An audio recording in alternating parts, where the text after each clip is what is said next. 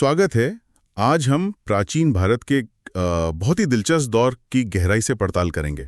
हाँ, मौर्य काल से लेकर कुषाण काल तक का समय। मतलब लगभग 322 ईसा पूर्व से 240 ईसी तक। बिल्कुल। हमारे पास कुछ ऐतिहासिक स्रोत हैं इस पर। हाँ। और मकसद ये है कि इन बड़े साम्राज्यों के बनने बिगड़ने को समझें। और उस युग की जो खास बातें थीं उनको भी। हाँ बिल्कुल। तो चलिए शुरू करते हैं। जी, ये वो दौर था जब भारत में न सिर्फ बड़े साम्राज्य बने बल्कि बाहरी दुनिया से भी गहरे संपर्क हुए। अच्छा। और जैसे बौद्ध धर्म जैसे विचार, उनका भी अभूतपूर्व विस्तार हुआ। मतलब ये देखना दिलचस्प है कि राजनीतिक शक्ति और ये सांस्कृतिक प्रभाव ये कैसे साथ साथ चले। सही। तो मौर्य वंश से शुरू करें, चंद्रगुप्त मौर्य। हाँ, चंद्रगुप्त। कमाल है कि कैसे उन्होंने पहले तो सिकंदर के छोड़े यूनानी अधिकारियों को निकाला पंजाब से, और फिर सेल्यूकस को, जो सिकंदर का सेनापति था, उसे हराकर हिंदू कुश तक का इलाका वापस ले लिया। हाँ, ये बहुत बड़ी बात थी, सिकंदर के जाने के फौरन बाद इतना बड़ा साम्राज्य खड़ा करना। और वो भी एक शक्तिशाली यूनानी शासक को संधि के लिए मजबूर करना। बिल्कुल, ये भारत की राजनीतिक शक्ति का एक तरह से शिखर था उस समय। और उनकी राजधानी पाटलिपुत्र कहते हैं बहुत भव्य थी। ओह, बहुत ज्यादा।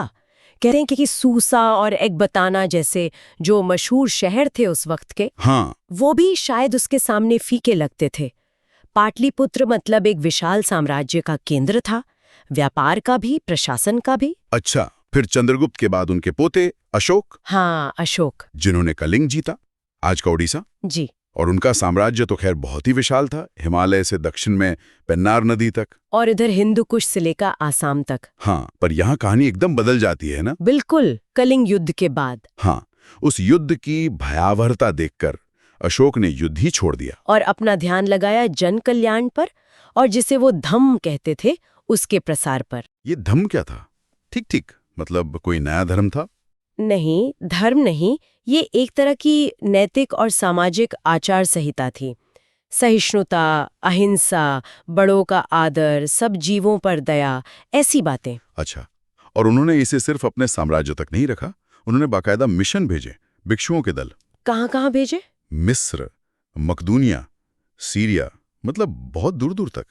ये एक तरह से दुनिया में बौद्ध विचारों को फैलाने की पहली बड़ी कोशिश थी, राज्य की तरफ से। इससे बौद्ध धर्म एक विश्व धर्म बनने की राह पर चल पड़ा। हाँ, ये उनकी शायद सबसे बड़ी विरासत है। लेकिन एक सवाल उठता है, क्या इस शांति की नीति की वजह से मौर्य सेना या कह लें कि साम्राज्य कमजोर पड़ गया? देखिए, ये बहस का मुद्दा तो है। प्राथमिकताएं जरूर बदली। हाँ। अब सीधे तौर पे कहना तो मुश्किल है, पर हो सकता है कि सैन्य तैयारी पर उतना ध्यान ना रहा हो। और शायद इसीलिए उनके जाने के कोई 50 साल बाद ही सातवाहन वंश स्वतंत्र हो गया। आंध्र वंश भी कहते हैं। हाँ, उन्हें आंध्र वंश भी कहते हैं। और उत्तर में जब कोई मजबूत केंद्रीय सत्ता नहीं रही तो बाहर से हमले होने लगे। बिल्कुल, बैक्ट्रिया और पार्थिया के जो यूनानी राजा थे उन्होंने हमले शुरू कर दिए। इनमें मिनेंडर का नाम काफी आता है, मिलिंद। हाँ, राजा मिलिंद पहनो नाम का एक बौद्ध ग्रंथ भी है, उनके सवालों पर आधारित। अच्छा। फिर शकों के भी आक्रमण हुए। हाँ, शक राजाओं ने बड़े इलाकों पर कब्जा किया। महाराष्ट्र, सौराष्ट्र, मथुरा, इन सब जगहों पर उनके क्षत्रप शासन करने लगे। क्षत्रप मतलब? गवर्नर जैसे। हाँ, शासकों के गवर्नर।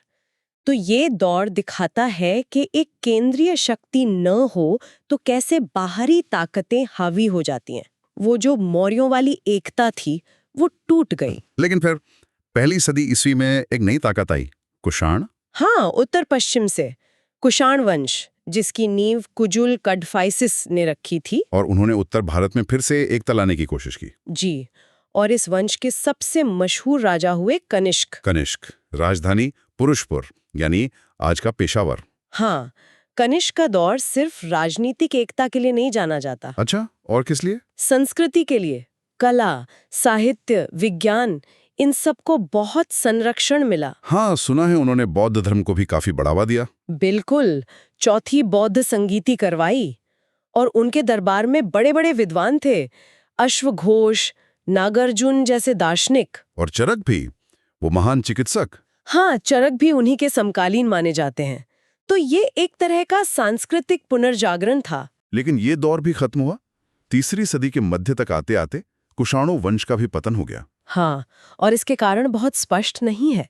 इसके बाद का जो समय है गुप्त वंश के उदय तक का, उसे कई बार एक अनिश्चितता का काल या अंधकार युग जैसा कुछ कहा जाता है। पर क्या ये सही है?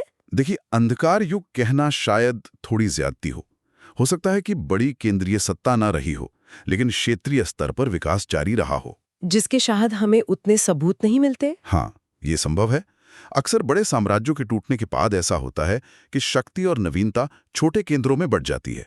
तो अगर हम इस पूरी कहानी को देखें, मौर्यों ने एक किया, अशोक ने एक नैतिक दिशा दी, फिर बिखराव हुआ, बाहरी हमले हुए, फिर कुषाणों ने जोड़ा, संस्कृति को बढ़ावा दिया। हाँ, ये साम्राज्यों के बनने, फैलने, फिर सिमटने और फिर नए रूप में उभरने का एक चक्र सा दिखता है।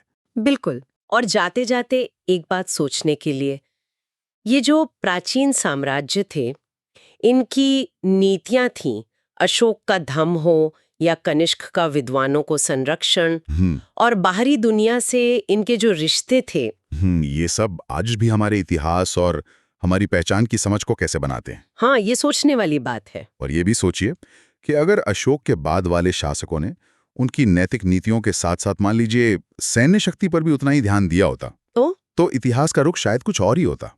गुजारिश है, अगर वीडियो अच्छी लगी हो तो लाइक करें, शेयर करें और सब्सक्राइब जरूर करें। और हाँ, बेल आइकॉन दबाना ना भूलें। हाँ, ताकि नए वीडियो सबसे पहले आप तक पहुंचे।